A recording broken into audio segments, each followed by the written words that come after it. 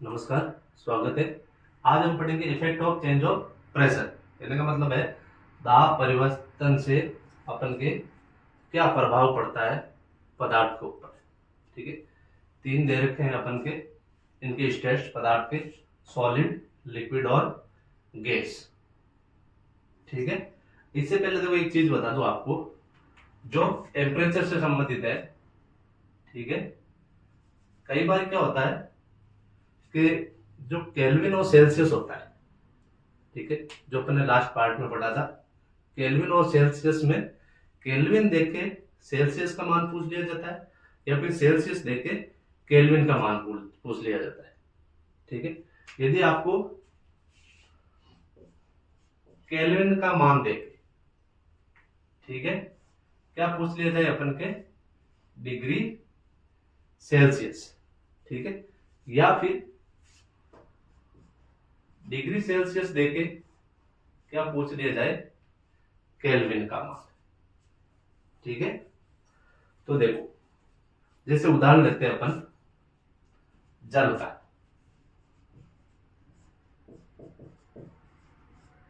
जल का, ठीक है, यदि आपको पूछ लिया जाए कि आपको जल को 100 डिग्री सेंटीग्रेड पर उबालना है, ठीक है, तो उसका केल्विन मान कितना होगा।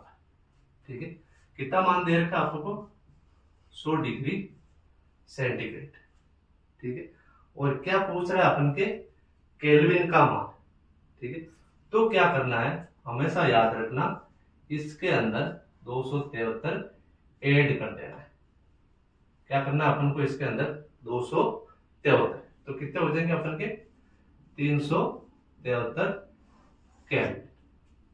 ठीक है, ये तो हो गया फर्स्ट। ठीक है, यदि दूसरा पूछ लिया जाए आपको, ये पूछ लिया जाए कि जल है और 373 केल्विन है, ठीक है, तो क्या करेगा, आपको उसको डिग्री सेल्सियस का मान निकालना है। किसका मान निकालना है, डिग्री सेल्सियस का मान।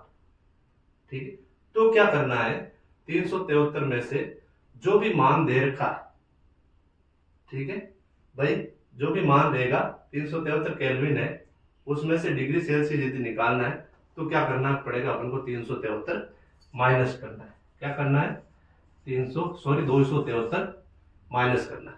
ठीक है, तो क्या मान आ जाएगा अपन के, 100 डिग्री सेंटीग्रेड। ठीक है, अब जरूरी नहीं है कि उस जगह यही मान दिया हो, कोई भी मान दे रखा है, सिर्फ इतना ध्यान रखना है डिग्री सेल्सियस दे रखा है और केल्विन का मान यदि पूछ लिया जाए, ठीक है, तो क्या करना है, प्लस 273।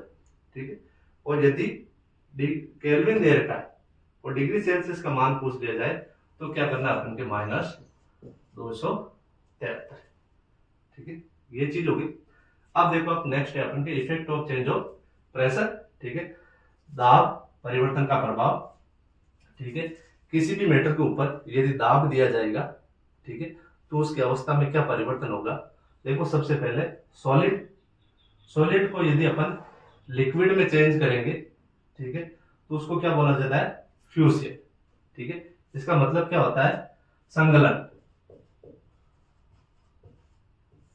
ठीक है, सॉलिड का लिक्विड में परिवर्तन क्या होता है, अपन के फ्यूजन होता है, यानी कि संगलन।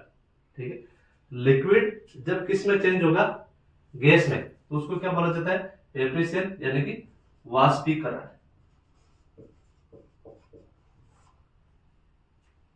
ठीक है, और जब गैस किस में चेंज होगा, सॉलिड के अंदर, ठीक है, तो क्या हो जाएगा अपन के, सब्लिमेशन, यानी कि निक्षेपण। ठीक है, और यदि इसका विपरीत चला जाए, ठीक है, यदि सॉलिड डायरेक्ट किस में चेंज हो, गैस में चेंज हो, तो उसको क्या बोला जाता है, डिपोजिशन। कहने का मतलब क्या है, उदर ठीक, और गैस जब किस में चेंज होगा, लिक्विड में, तो क्या रहेगा, संघनन। ठीक है, और लिक्विड अब वापस किस में चेंज हो जाए, अपन के सॉलिड के अंदर, तो क्या होगा, इसका जमना। ठीक है, सॉलिडिफिकेशन यानी जमना। ठीक है, फ्यूजन क्या आता है वो देखो आप। क्वेश्चन आता है उदरोपातन किसे कहते हैं या फिर डिपोजिशन किसे कहते हैं। तो क्या है कि गैस का बिना द्रव में परिवर्तित किए सीधा किस में चेंज हो जाना, ठोस के अंदर, वो क्या होता है अपन के उदरोपातन होता है। ठीक है, सॉरी इसका उल्टा रहेगा कि ठोस का डायरेक्ट किस में चेंज हो जाना, गैस में चेंज हो जाना, क्या होता है अपन के उदरपातन। ठीक, जैसे आपने देखा होगा कपूर, ठीक है, जो कपूर होता है, ठीक है, वो क्या होता है कि जब स्वतंत्र अवस्था में पड़ा रहता है प्रकृति के संपर्क में, ठीक है, तो क्या होता है कि वो डायरेक्ट, कपूर एक सॉलिड चीज है, ठीक है, अब वो क्या है कि जैसे ही प्रकृति के संपर्क में आएगा, ठीक है, तो लिक्विड में चेंज हुए बिना डायरेक्ट किस में चेंज हो जाएगा, अपन के गैस के अंदर। ठीक है, बाकी चीजें तो नॉर्मल ही है कि भाई जैसे गैस है, ठीक है, अब गैस जब लिक्विड में चेंज होगा तो उसको क्या होता है, गैस को भी ठंडा करना पड़ेगा या फिर दाब देना पड़ेगा। ठीक है, तो क्या हो जाएगा, उसका संघनन हो जाएगा। जैसे ओस की बूंदे, ठीक है, प्रकृति के अंदर जो भी पाया जाता है अपन के वाष्प, ठीक है, धीरे धीरे ठंडी होकर किसमें चेंज हो जाती है, ओस की बूंदों में, तो वो चीज क्या कहलाती है, अपन के संघनन कहलाती है। ठीक है, या फिर जैसे लिक्विड है, लिक्विड किस में चेंज हो रहा है, गैस में चेंज हो रहा है। ठीक है, यानी कि वाष्पीकरण। ठीक है, किसी भी चीज को अपन क्या करते हैं, गर्म करते हैं, जैसे जल को गर्म किया जा रहा है, ठीक है, तो जल किस में चेंज हो रहा है, गैस में चेंज हो रहा है, तो वो क्या चीज हो गई, वाष्प। ठीक है, तो ये हो गया अपन के वाष्पीकरण। नेक्स्ट अपन के जैसे लिक्विड और सॉलिड। ठीक है, लिक्विड जब चेंज होगा किसमें, सॉलिड। ठीक है, जब पानी को फ्रिज के अंदर रखते हैं अपन, ठीक है, तो क्या होता है कि वो उसके ऊपर जैसे ही वो ठंडा होने लगेगा, ठीक है, तो बर्फ क्या हो जाता है, सॉरी जल क्या हो जाता है, जमने लग जाता है। ठीक है, तो क्या उसको क्या बोलते हैं अपन, सॉलिडिफिकेशन, यानी कि लिक्विड का सॉलिड के अंदर चेंज करना, और सॉलिड का लिक्विड के अंदर किसी भी ठोस चीज को द्रव में चेंज करने के लिए क्या करते हैं अपन, उसको पिघलाते हैं। ठीक है, तो फ्यूजन या संघनन, दो चीज का ध्यान रखना, एक तो संघनन है, एक संघनन है। ठीक है, दोनों में फर्क है। ये संघनन है जो पिघल रहा है, किसी भी चीज को पिघल रहा है, और ये क्या है, अपन को गैस को किस में चेंज कर रहा है, लिक्विड के अंदर। ठीक है, तो क्वेश्चन का ध्यान रखना है, संघनन किसे कहते हैं, ठोस का द्रव में परिवर्तित होना, द्रव का गैस में परिवर्तित होना वाष्पीकरण, या गैस का द्रव में संघनन, सॉलिड निक्षेपण गैस, और गैस का उदरपातन सॉलिड। ठीक है, अब देखो एक चीज और, एक आता है ठोस CO2। ठीक है, इसको क्या बोला जाता है, अपन के शुष्क बर्फ बोला जाता है।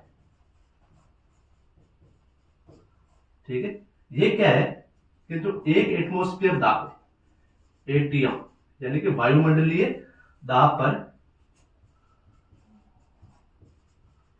जो ठोस CO2 है,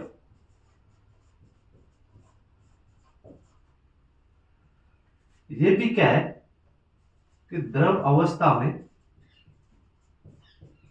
आए बिना ही किस में चेंज हो जाता है, अपन के डायरेक्ट गैस में चेंज हो जाता है।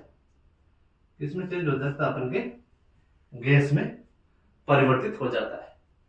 ठीक है, तो वो भी क्या है अपन के,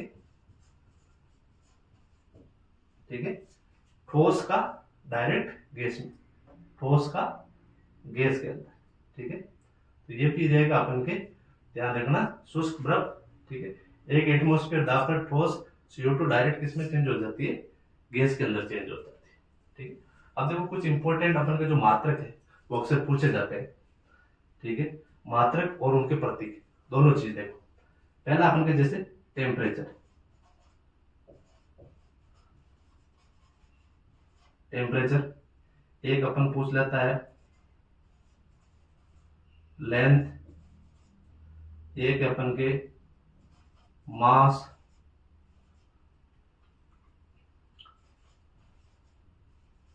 वेट, वॉल्यूम, डेंसिटी और प्रेशर। इंपॉर्टेंट है, ध्यान रखना। ठीक है, अक्सर इनका या तो मात्रक पूछा जाता है या फिर प्रतीक पूछा जाता है। ठीक है, मात्रक कौन सा, ऐसा ही मात्रक। ठीक है, जैसे टेम्परेचर, टेम्परेचर को यानी कि ताप, इसको ताप बोल सकते हैं, लेंथ यानी लंबाई, मास यानी द्रव्यमान, वेट यानी भार, वॉल्यूम यानी आयतन, डेंसिटी यानी घनत्व और प्रेशर यानी दाब। ठीक है। यदि ताप का पूछ लिया जाए तो क्या होता है हमेशा केल्विन। ठीक है, केल्विन। ठीक है। लेंथ यदि पूछ लिया जाए तो लंबाई का हमेशा क्या रहेगा मीटर। ठीक है, लंबाई का रहेगा मीटर। ठीक है।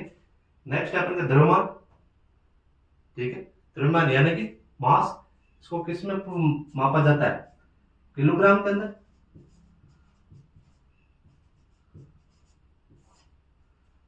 ठीक है, वेट यानी भार, किसी भी चीज का भार किससे मापा जाता है, न्यूटन। इसका मात्रक क्या रहता है अपन के, न्यूटन। ठीक है। आयतन का मात्रक क्या रहेगा, मैंने आपको बताया था फर्स्ट पार्ट के अंदर, आयतन का मात्रक रहेगा घन मीटर। घन मीटर। और नेक्स्ट अपन के घनत्व। घनत्व क्या चीज है, द्रव्यमान बटा आयतन। ठीक है, तो द्रव्यमान का क्या है किलोग्राम और आयतन का क्या है घन मीटर। तो क्या हो जाएगा अपन के किलोग्राम प्रति घन मीटर। ये प्रति घन मीटर क्यों लिखा है मैंने, क्योंकि डी इक्वल टू क्या होता है एम अपॉन वी होता है। एम का क्या है केजी है और वी का क्या है अपन के एम क्यूब है। ठीक है, यदि इसको मैं लिखूंगा तो क्या होगा अपन के केजी एम क्यूब ये रहेगा। ठीक है, अब देखो प्रेशर, प्रेशर दाब का क्या रहता है अपन के पास्कल। ठीक है, अब इनके प्रतीक क्या क्या है, केल्विन को किससे प्रदर्शित करते हैं अपन, के से, मीटर को, एम से, किलोग्राम को, केजी से, न्यूटन को, एन से, घन मीटर को, एम क्यूब केजी प्रति घन मीटर, केजी एम क्यूब, और पास्कल को पीए से। यह है अपन के इसका मात्रक और उसके प्रतीक। ठीक है, तो ये हो गया अपन के effect of change of pressure. ठीक है, ये इसका